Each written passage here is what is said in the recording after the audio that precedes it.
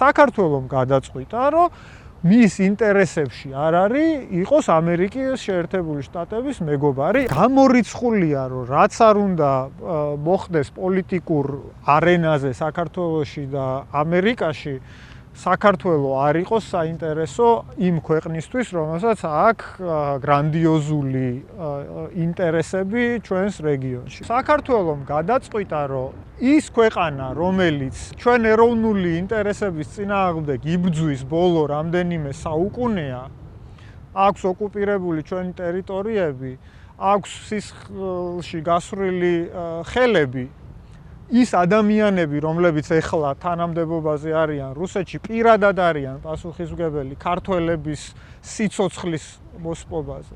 და ესენი უნდა ამერიკასთან მეგობრობა უნდა ჩანაცვლდეს ეხლა რუსეთთან მეგობრობით. ეს არის ღია ხაზი პოლიტიკის. დღეს რაცაც საქართველოს ხელისუფლების საგარეო პოლიტიკის მთავარი ხაზი წარმოადგენს, არის პირდაპირ პრორუსული პოლიტიკა და ყველაფერს, რასაც ჩვენ ვაკეთებთ დღეს, ჩვენი სახელმწიფო და მთავრობა ჩვენი სახელით აკეთებს, ეს არის პრორუსული პოლიტიკა და ეს არის ანტიქართული პოლიტიკა. ის, რასაც არ აკეთებს მთავრობა, უნდა ვაკეთებდეთ ჩვენ. მე ამ პროცესში პირდაპირ ვარ ჩართული, მაქვს ურთიერთობა იმ ადამიანებთან, ვისთან ერთადაც ვმუშაობდი წლების განმავლობაში. იმ ადამიანებს, ვისაც მართლა აინტერესებს საქართველოში რა ხდება, საელჩოში არ მიდიან ამის გასაგებად. ისინი მოდიან ჩემთან, ჩემ მეგობრებთან, ჩვენნაირ ადამიანებთან, იმისთვის, რომ გაიგონ რეალურად რა ხდება ქვეყანაში. სამწუხაროდ შეძლეს ის, რომ დიდი ნაწილი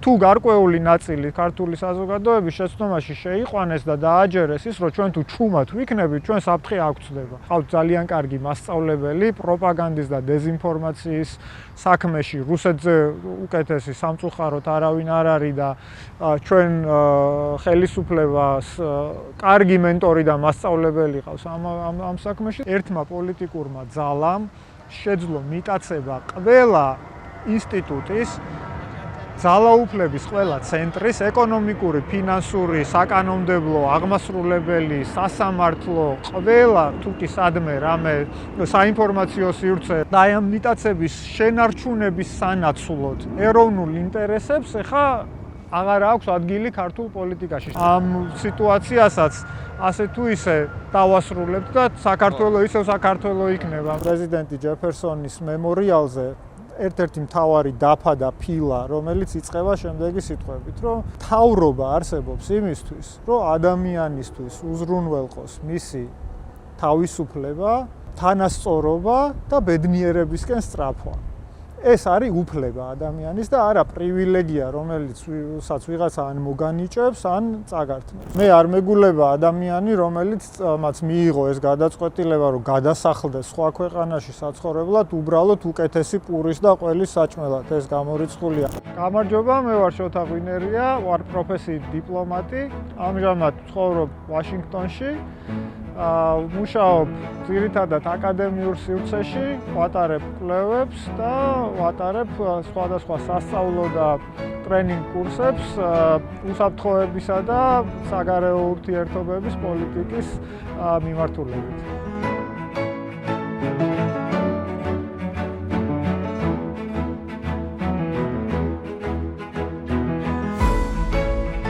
ძალიან გამოცდილი დიპლომატი შოთა ღვინერია ჩვენი სტუმარი. ამჯერად პირისპირ შევხვდი, იმიტომ რომ ჩვენს გადაცემაში ხშირად ონლაინ გვიწევდა ხოლმე ჩართვა. იყავით ესტონეთში თითქმის 6 წლის განმავლობაში და ახლა ვაშინგტონში იწერება ინტერვიუს ეს ეპიზოდი. როგორია თქვენი ცხოვრება ესტონეთის შემდეგ ვაშინგტონში და რა გეგმები გაქვთ? იგი ესტონეთის შემდეგ ვაშინგტონამდე ჩემ ცხოვრებაში მოხდა ძალიან დიდი გარდატეხა და დაიწყო სრულიად ახალი ეტაპი ჩემთვის, ჩემ აღქმაში. იმიტომ რომ მიუხედავად იმისა, რომ მე სადღაც 2004 წლიდან ამ ჩემი პროფესიის გამო, რომელიც უკვე ახსენე, სულ მიწევს მოგზაურობა 3-4 წლის განმავლობაში რჩები ხოლმე ერთ ადგილას, როგორც წესი, შემდეგ უკვე ახალი მისია, ახალი ქვეყანა, თავიდან ყველაფრის შესწავლა, შეგუება, ასე შემდეგ. ეს იყო ჩემი ცხოვრება, თუმცა არასოდეს არ მქონია იმის შეგრძნება, რომ მე ან ვარ მიგრანტი, ან საქართველოს გარეთ ცხოვრობ, იმიტომ რომ როგორც მინიმუმ წელიწადში 3-ჯერ საქართველოში ვბრუნდებოდი და ვაკეთებდი ყოველთვის საქართველოს საქმეს ვიყავი მისიაში. ახლა ემიგრანტის შეგრძნება. ეხლა პირველად აი აქ ჩამოვედი ვაშინგტონში და პირველად ჩემ ცხოვრებაში მაქვს იმისი შეგრძნება, რომ მე წამოვედი სადღაც საცხოვრებლად. ეს განცდა რატომ შეიქმნა? ეს განცდა შეიქმნა, იმიტომ რომ მე შემეზღუდა შესაძლებლობა ჩემი ქვეყნის ცხოვრებაში აქტიურად მივიღო მონაწილეობა და მე არ ვგრძნობ, რომ ვარ შემიძლია ვიყო ნაწილი იმ პროცესების, რაც საქართველოში ხდება. ამაზე საქართველოში ფიზიკურად ქვეყანაში ყოფნას გულისხმობ. არა მარტო ფიზიკურად ქვეყანაში ყოფნას, მე როგორც გითხარი, ქვეყნის გარეთ ცხოვრობდი ბოლო 25 წლის განმავლობაში, თუმცა ეს შეგრძნება არასდროს არ მქონია, ყოველთვის ვახერხებდი ყოფილიყავი ჩართული საქართველოს საქმეებში და საქართველოსთვის მეკეთებინა ყოველთვის ის, რასაც ვაკეთებდი ქართულ კონტექსტში მეკეთებინა, საქართველოსთვის მეკეთებინა.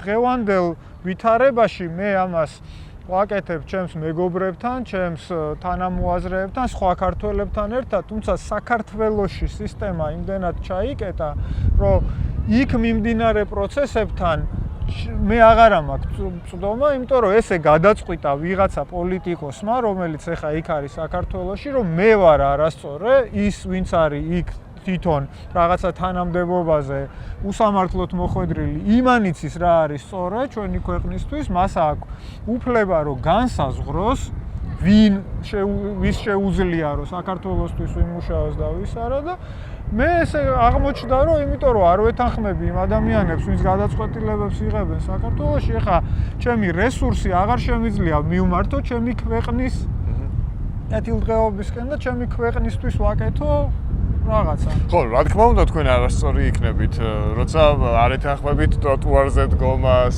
კრიტიკის გამოს, ასჯელს, ახლა უკვე Facebook პოსტებით შეიზღუდება, მალე ინტერნეტსაც გათიშავენ.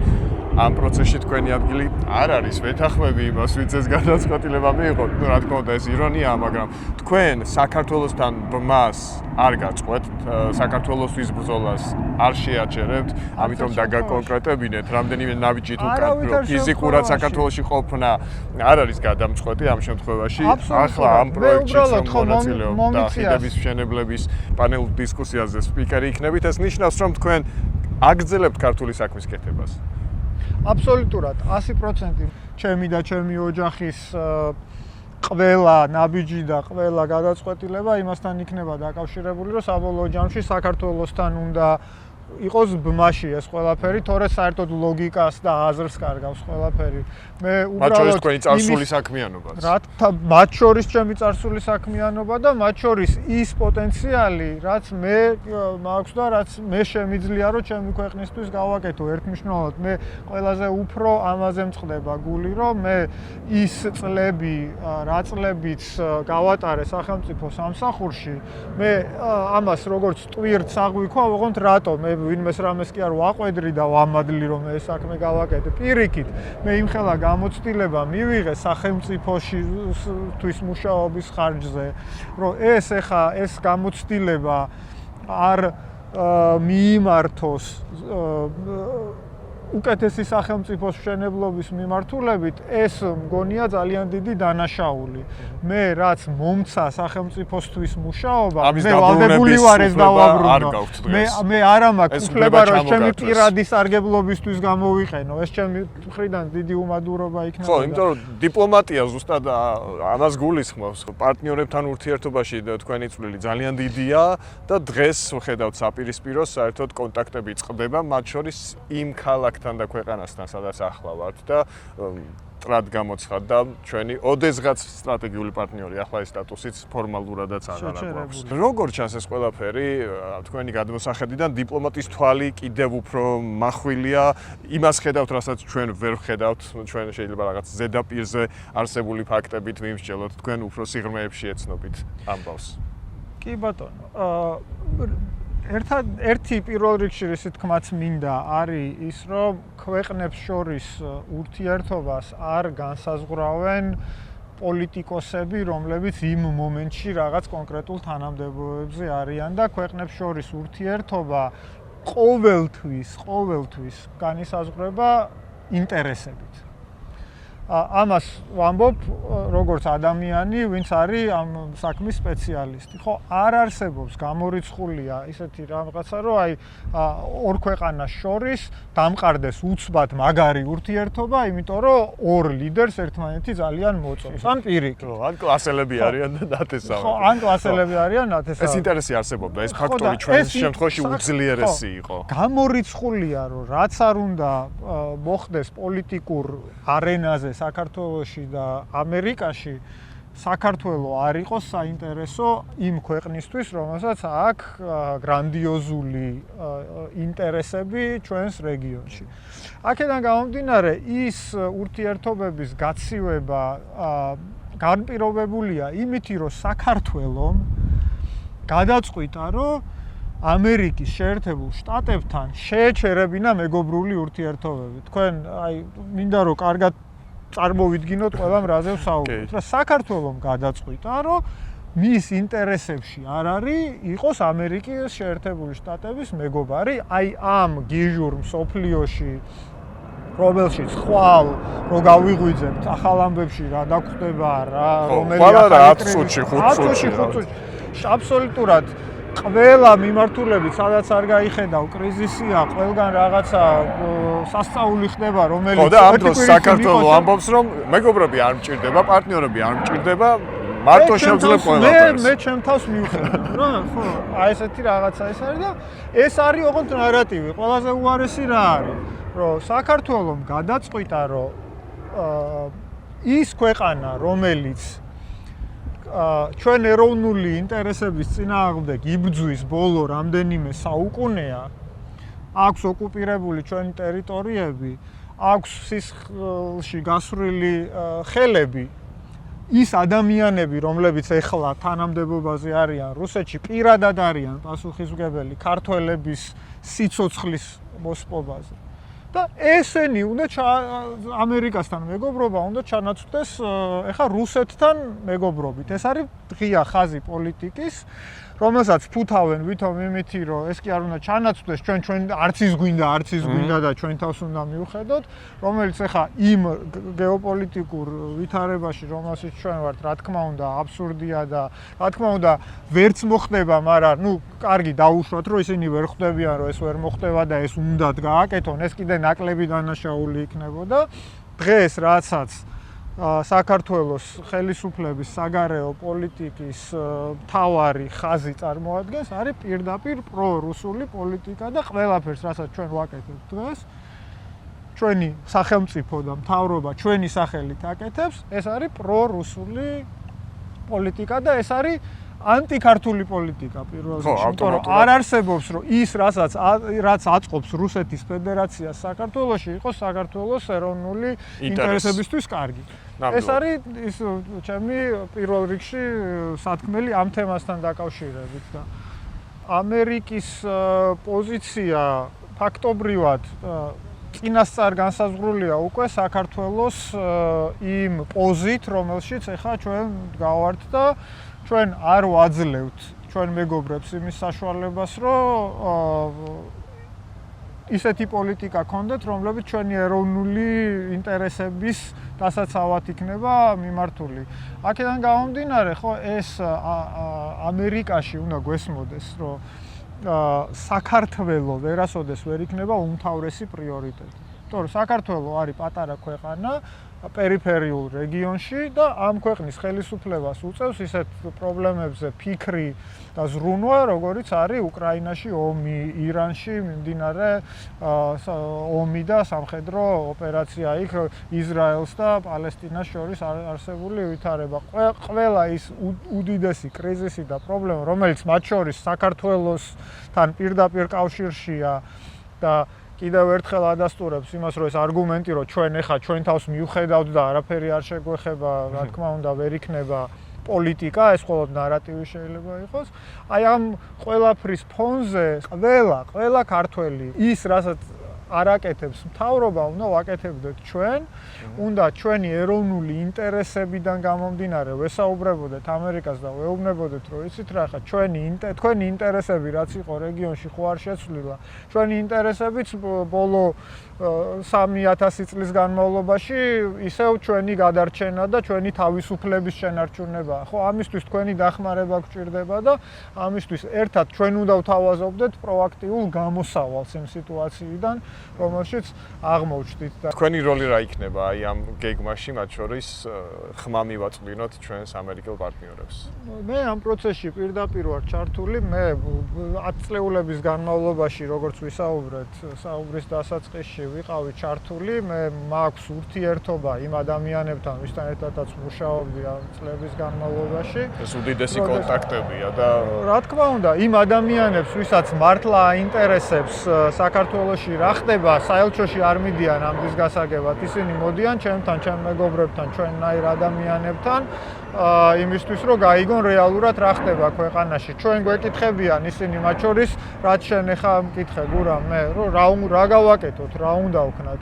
არ არსებობს აქ ერთი პასუხი, რომელიც ყველა პრობლემას გადაჭრის და ამ ყველა მიმართულებით რაღაცა ერთი გასროლით მოვკლავთ 5 კურდღელს, ესეთი გამოსავალი ამ სიტუაციაში არ არის. თუმცა ის, რომ ჩვენ ვაგრძელებთ საუბარს, არა ვინმეს საწინააღმდეგოთ, არა ვინმეს ინტერესების დასაცავად, არა ვინმეზე კარგის ან ცუდის სათქმელად, იმისთვის, რომ ჩვენი ეროვნული ინტერესები დღეს იმხელა საფრთხის ქვეშ არის, რომ ამას საზოგადოების დიდი ნაწილი სამწუხაროდ ვერ აცნობიერებს დღეს იმ უდიდესი პროპაგანდისტული წნეხის გამო, რომელიც საქართველოში არის.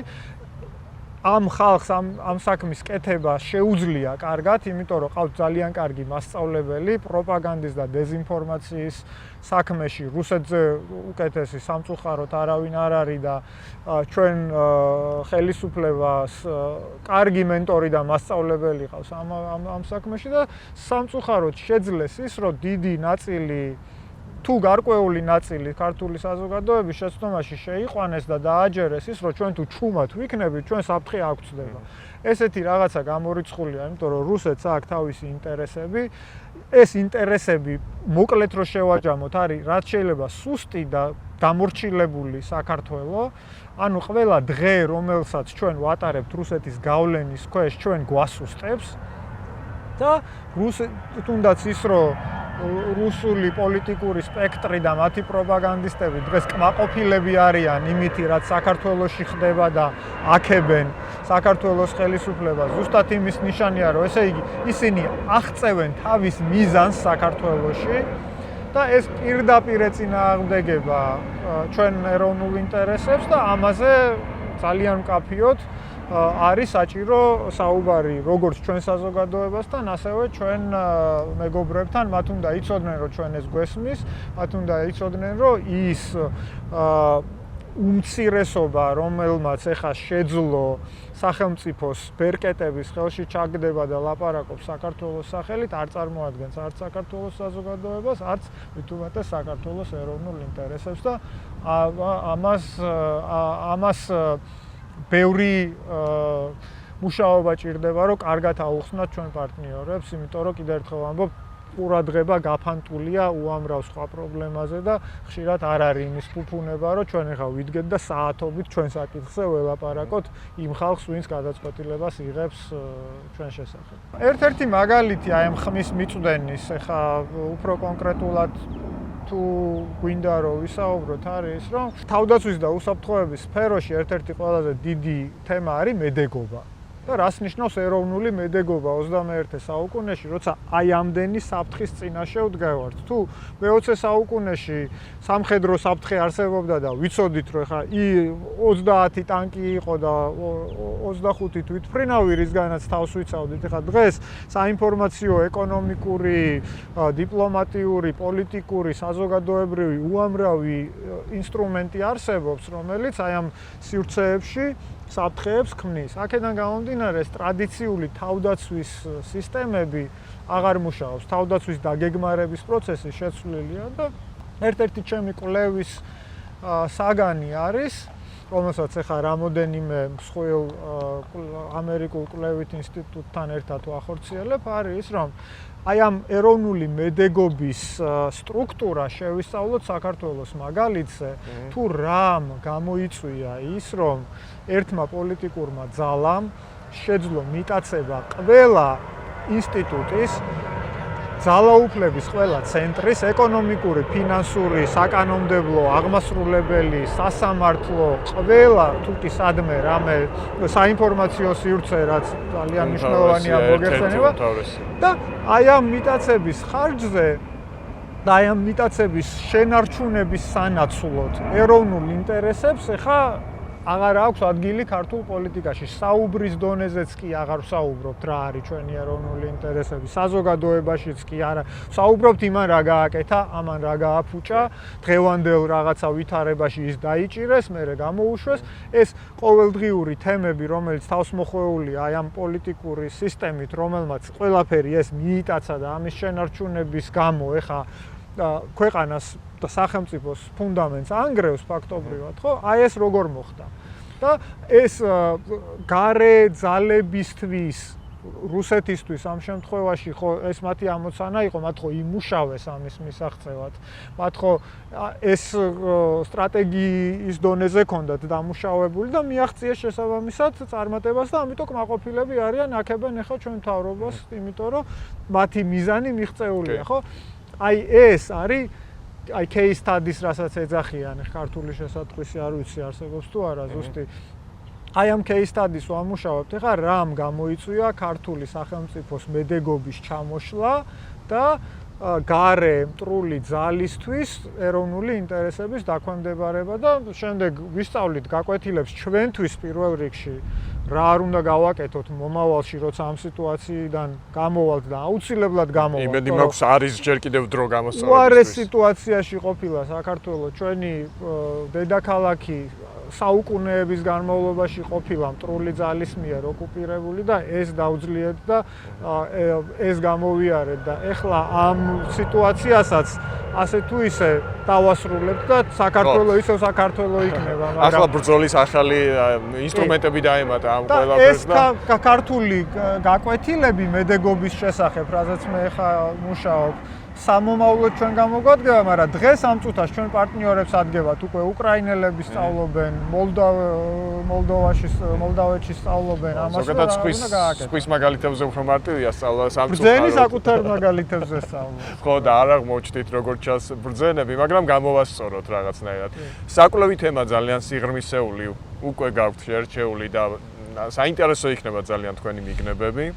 ძალიან დიდი მადლობა რომ გამონახეთ ჩვენთვის დრო და შევხვდებით პრინსტონშიც. აუცილებლად. მადლობა გურამ ინტერესისთვის, შევხვდებით პრინსტონში.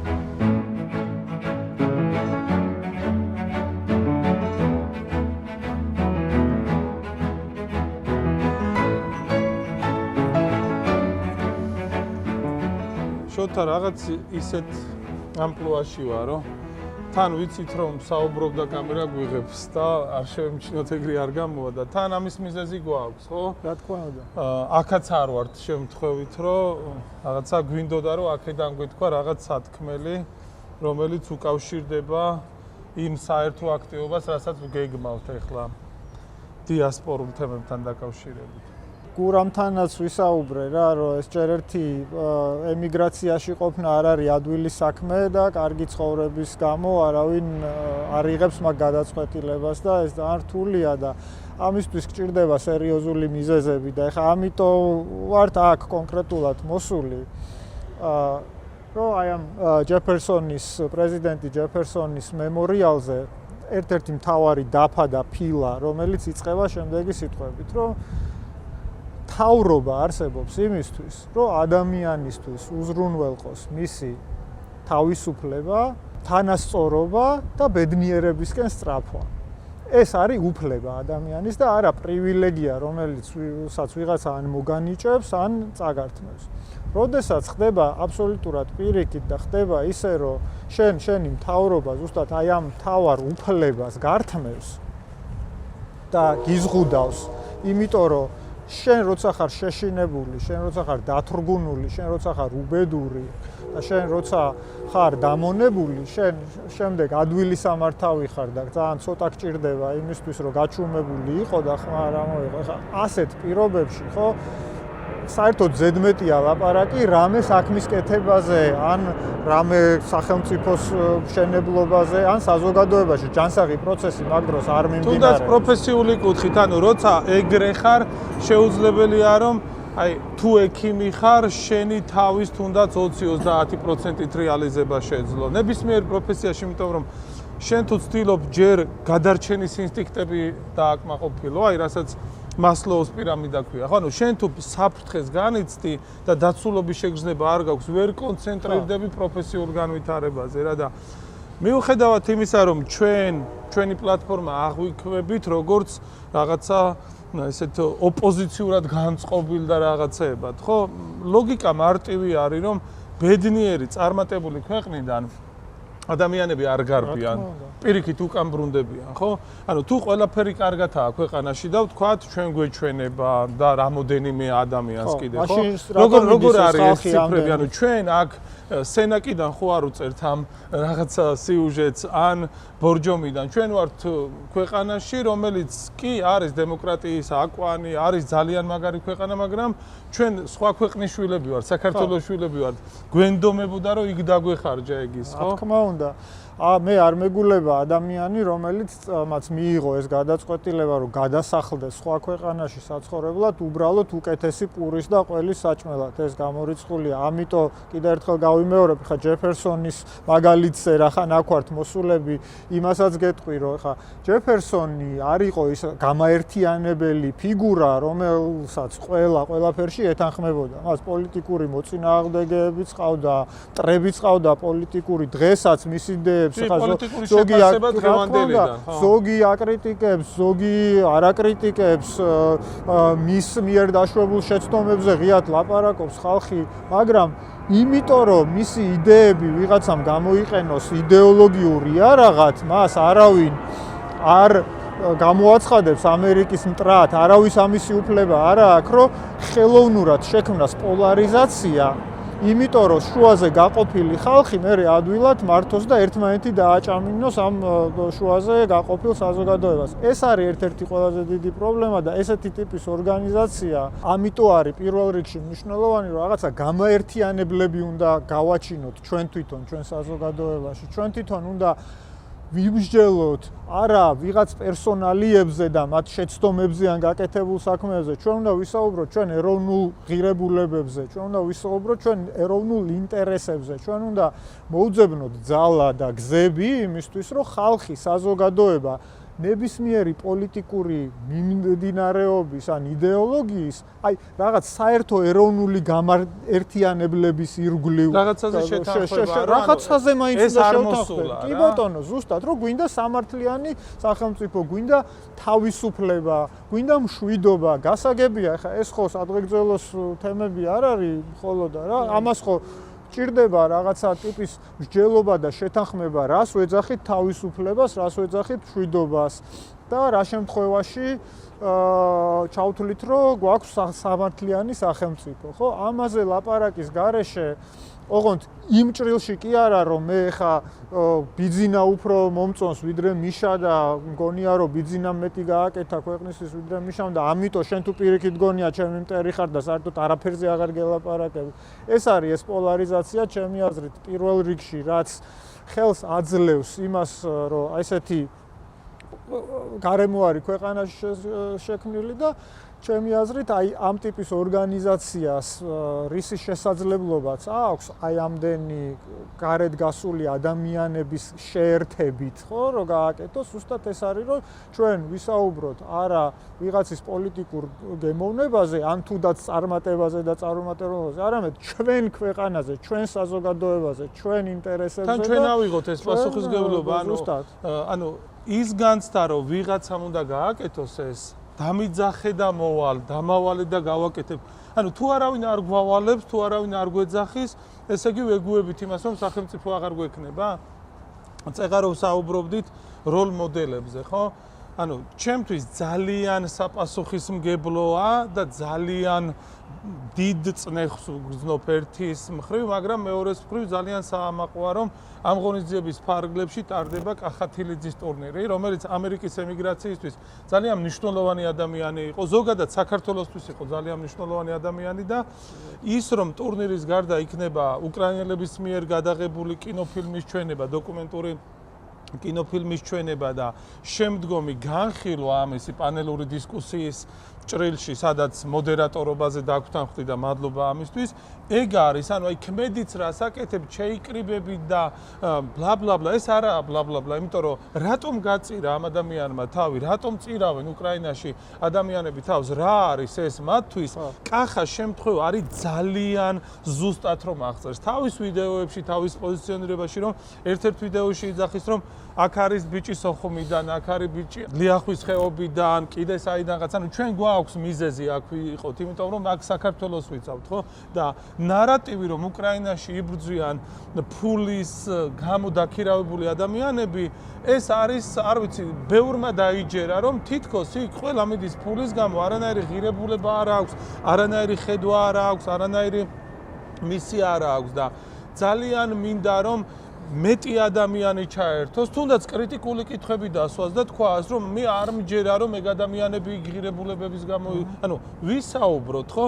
და დიასპორა და ემიგრაცია მაგითი არის მნიშვნელოვანი, რომ ეს პლატფორმები გამოვიყენოთ, რომ აქ ჩვენ დაცულები ვართ ადგილობრივი სახელმწიფო სტრუქტურებისგან, პოლიციისგან, აქ ვერავინ ვერ გაბედავს, რომ ერთმანეთზე იძალადოს, ერთმანეთზე იმას. ეს არის, აი, რასაც წეღავს საუბრობდით, სამართლიანი მსაჯი, აქ არის სამართლიანი მსაჯი. ჩვენ ვემორჩილებით იმ კონკრეტული ლოკაციის წესებს და თუ ჩვენ ამ წესებს ვიცავთ, ერთმანეთს უნდა ვეპაექროთ ჩვენი აზრები და ჩვენი სიტყვები. კი ბატონო, აუცილებლად მინდა რომ ორი სიტყვით მეც თქვა, რა ხა იმხელა რესურსი იხარჯება საქართველოში პროპაგანდაზე და დეზინფორმაციაზე რუსეთის მხრიდან და რუსეთის მოკავშირეების მხრიდან საქართველოში, რომ ეხა სულ არ მიკვირს, რომ ის ადამიანები, ვინც თავარი პრობლემა გახდა რუსეთისთვის და რუსეთის ინტერესების შესრულებისთვის უკრაინაში, ხა ამ პროპაგანდის და დეზინფორმაციის თავარი სამიზნე არიან, ნუ ეს ყველაფერი გასაგებია რა. ხო და აი ზუსტად ამაზე მაქვს საუბარი, როგორ შეიძლება ადამიანი, რომელიც იარაღით ხელში შენ ღირსებას, შენ თავისუფლებას და ყველა შენ იდეალს, თუ კი რამე შეგიძლია ქართველობა რამეში ხელშესახებში გარდასახო და გადათარგმნო, ეს არის ჩვენი ქვეყნის თავისუფლებისთვის ბრძოლა, ხო? ის დნმ-ის მთავარი ინგრედიენტი, რითიც აქამდე მოვიდა ჩვენი ერი და ამას ჩვენი სახელით რამოდენიმე ჩვენი რჩეული შვილი ჩვენი ერის აკეთებს და იმის ნაცვლად რომ შენ მადლობა უთხრა და იმის გარშემო მაინც გაერთიანდე, რომ კი ბატონო, მე არ შემიძლია ამის გაკეთება, არც უნდა შეეძლოს ყველას, ეხა არ არის ყველას საქმე და არ შეუძლია ყველას დღევანდელ 21 საუკუნეში იარაღით ხელში იბრძოლა. არც არის აუცილებელი იმ იარაღზე კიდევ უფრო ბევრად ეფექტური ხელსაწყოები არსებობს დღეს და საშუალებები იმ საქმის გასაგებად, მაგრამ ეს ადამიანი, როცა თავისი ჯანმრთელობის და თავისი სიცოცხლის ხარჯზე ამ საქმეს აკეთებს და შენ ყოფნის იმისი თავდაჯერება, რომ ამ ადამიანს აკრიტიკებ და ლანძღავ მით უმეტეს, ხო? ამაზე, რა თქმა უნდა, ეხა ძალიან რთულად შევთანხმდებით, ხო? ეხა ამას არ უნდა უწოდოთ თავის სახელი ამ შემთხვევაში, იმიტომ რომ ჩვენ ხო პირიქით გვინდა ეს თემა შევატრიალოთ და ვთქვათ, რომ აი ესეთი ტიპის თემებზე უნდა ვიმსჯელოთ და უნდა ვთქვათ საბოლოო ჯამში ის ქართველობაზე რომ ვიწევთ ყველა და რომ ვიხევთ ტანსაცმელს და რომ ვიძახ, ხო? აი მოდი დავჯდეთ ეხა და ვისაუბროთ რა, აი რაც კახამ გააკეთა საქართველოში, ამაზე მეტი ქართველობა რა არის და რომელმა გააკეთა სხვამ და იმისიც დავაფასოთ, კი არ შევაჯიბროთ და კი არ შევადაროთ. ძალიან ბევრი სწორი ადამიანის შეხვედრის, ფიზიკურად შეხვედრის ან გაცნობის, ან ამ ურთიერთობის გაგრძელების შესაძლებლობაა და რა ვიცი, ეს დისკუსია შეგვიძლია ამოუწურავად გქონდეს, მაგრამ ზუსტად მაგისთვის არის ეგ ღონისძიება, მოვიდნენ ადამიანები, მათ შორის კითხვა-პასუხის რეჟიმში ძალიან ბევრი საინტერესო რაღაც შეგვიძლია მოვისმინოთ და ნახოთ, ხო შეიძლება ჩვენ გადავაფასოთ რაღაცეები, რომ თურმე სხვა გზაც ყოფილა იმისთვის, რომ არ ცხოვრობდეთ ემიგრაციაში და არსებობს რაღაც სხვა შესაძლებლობა. ხო, და ბოლოს თავისუფალ და არათავისუფალ საზოგადოებას და თავისუფალ და არათავისუფალ ქვეყანას შორის რა ძირითადი განსხვავებაა. როდესაც ქვეყანაში არსებობს რაღაცა პოლიტიკური ძალა, რომელიც ძალის გამოყენებით და ძალის ძალად ახვევს სიმართლეს და ტყუილს ადამიანებს ეუბნება და კარნახობს რა არის სწორი, რა არის არასწორი და ვინც ამას არ ეთანხმება იმ ადამიანებს შემდეგ უზღუდავს თავისუფლებას, უზღუდავს თანასწორობის უფლებას და უზღუდავს ბედნიერებისკენ სწრაფვის უფლებას, ხო ეს არ შეიძლება რომ თავისუფალი ნორმალური ქვეყანა იყოს და ამ ქვეყანაში ზუსტად ეს არის მთავარი და თავისუფალ ქვეყანაში რომ ადამიანები არიან შეთანხმებული, ზუსტად იციან ზოგს ერთი პარტია მოწონს, ზოგს მეორე, ზოგს მესამე პოლიტიკოსი მოწონს, ზოგს მეოთხე. ხო, რაღაც ეტაპზე დემოკრატების მხარდამჭერები მაგრამ ეს არ ნიშნავს იმას, რომ ის ეროვნული ინტერესები და ეროვნული ღირებულებები, რაზეც დგას ამ საზოგადოების ძირითადი საფუძველი და ფუნდამენტი, ამით манипуლირების უფლებას არავინ არ მისცემს, არც ერთი მხარე არ მისცემს პოლიტიკურ სპექტრს და ეს არის ზუსტად ის წითელი ხაზი, რომლის გადაკვეთის უფლება ჩვენ არავის არ უნდა მივცეთ და მოგწონს თუ არა რომელიმე პოლიტიკოსი ან პოლიტიკური პარტია, ეს უნდა იყოს მეორე ხარისხოვანი. პირველ ხარისხოვანი და ყველაზე მნიშვნელოვანი უნდა იყოს ის, რაზე შეგვიძლია მე და შენ რომ შევთანხმდეთ როგორც ქართველებს და რა არის ის, რის ირგვლივად შეგვიძლია გავერთიანდეთ. ეს არის ჩვენი თავისუფლებისთვის სწრაფვა და ეს არის ჩვენი ეროვნული ინტერესებისთვის ყველაფრის გაკეთება, აქ ვიქნებით, იქ ვიქნებით თუ რა პროფესიაში საბოლოო ჯამში მიხარ სამართლიანობამდე და თანასწორობამდე რითიც დაიწყე, ხო და შოთა, აი